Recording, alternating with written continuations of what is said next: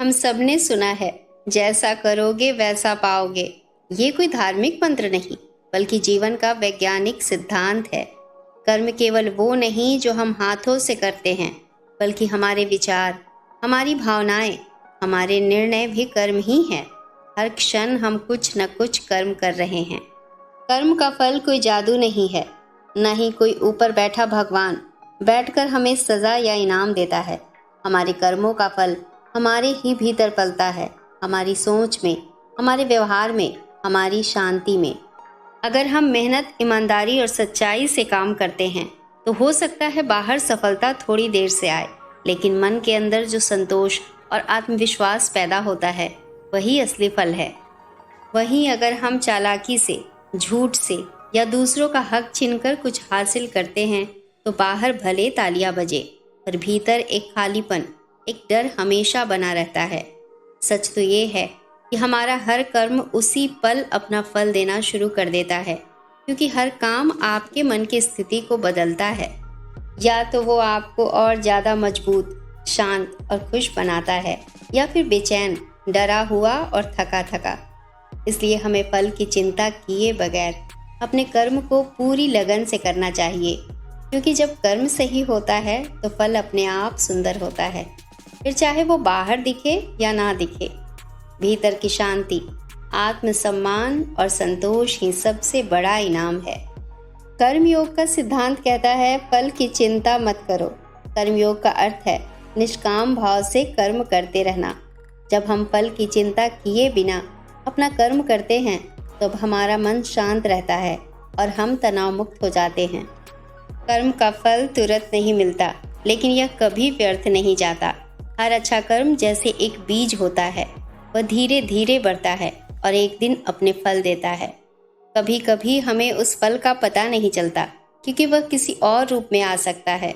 हमारी शांति, संतोष, आत्मविश्वास या दूसरों का विश्वास। फल सदा भविष्य में है और कर्म सदा आज, अभी और यहीं।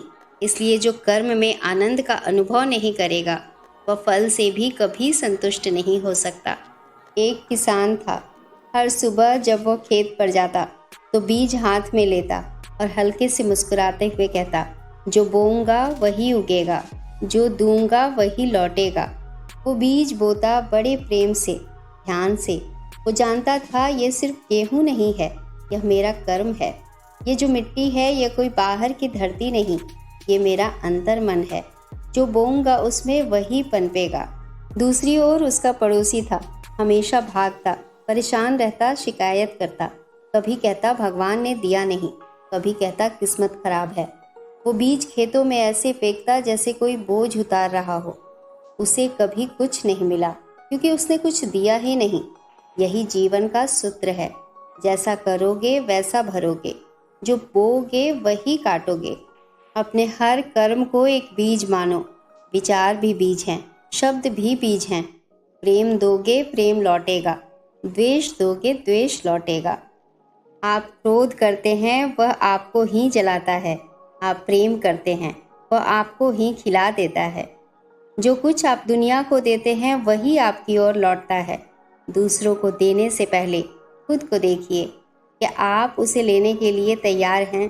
याद रखिए, जीवन कोई सजा नहीं देता, वो सिर्फ लौटाता है। कर्म का फल सिर्फ बाहरी दुनिया में, यानी पैसा और शोहरत के रूप में नहीं मिलता। असली फल आपके भीतर मिलता है, शांति या बेचैनी के रूप में। अगर आप हर कर्म सिर्फ उसके नतीजे के लिए करते हैं तो वो स्वार्थ बन जाता है। ऐसे कर्म से मन अशांत होता है और यही उसका असली फल होता है। जैसे ही आप कोई काम करते हैं उसका असर आपके मन पर पड़ जाता है। अगर काम सच्चाई से किया गया है तो तुरंत भीतर शांति मिलती है, और अगर लालच, डर या अहंकार से किया गया है तो तुरंत बेचैनी आती है। दो लोग एक जैसा काम कर सकते हैं, लेकिन अगर एक की नीयत साफ और दूसरे की स्वार्थी है तो दोनों को अलग अलग फल मिलेगा, बाहर से नहीं, भीतर से। याद रखिए, कर्म का असली फल मन की दशा में दिखता है।